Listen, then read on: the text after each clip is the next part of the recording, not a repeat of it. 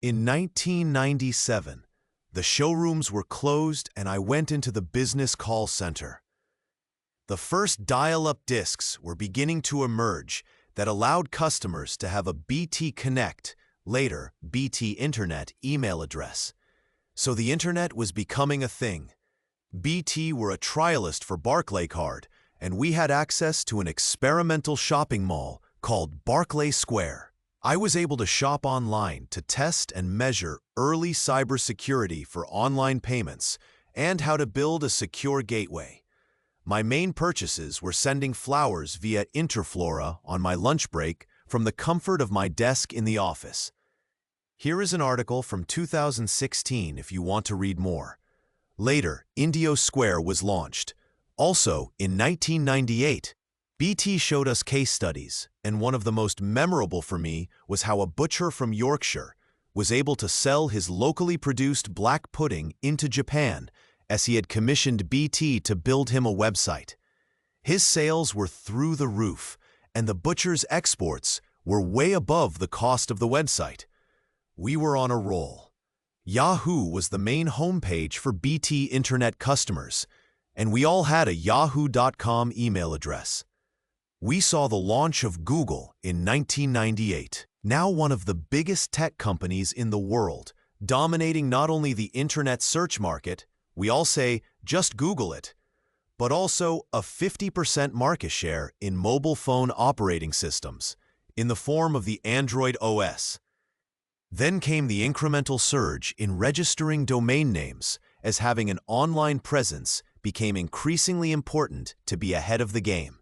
Some unscrupulous people were registering some obvious domain names to sell at a profit before the practice of domain squatting became something to be frowned on by the law.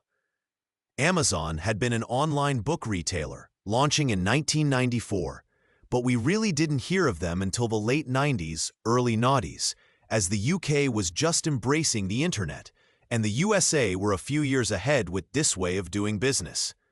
Look at them now. £3.1 billion in online sales in the UK alone in 2023. I have been fortunate to have been on the front line, the proverbial crest of the wave, in lots of ways, and I am still in the industry. Another area where I have seen a massive change is in the mobile phone arena. In 1996, when I was selling hardware and contracts for BT Business, Nokia and Motorola were once the king and queen of the hardware market, with Ericsson a very close third in the market. Did you know? Motorola is widely credited for manufacturing the first portable phone in 1973. However, Ericsson had designed and made a suitcase-sized car phone, weighing 40 kilos, way back in 1956.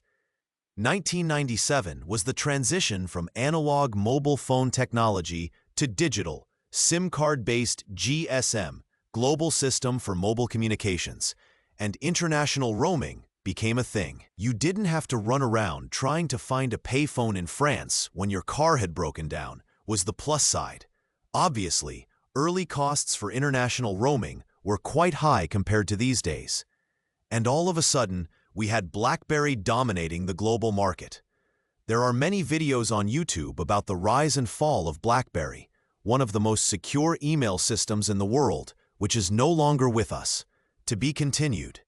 If anything I've written in this blog post resonates with you, and you'd like to discover more about my career and how I've been riding the crest of the wave, it may be a great idea to give me a call on 01604 926 100, or take a look at my website, which you can find by clicking here.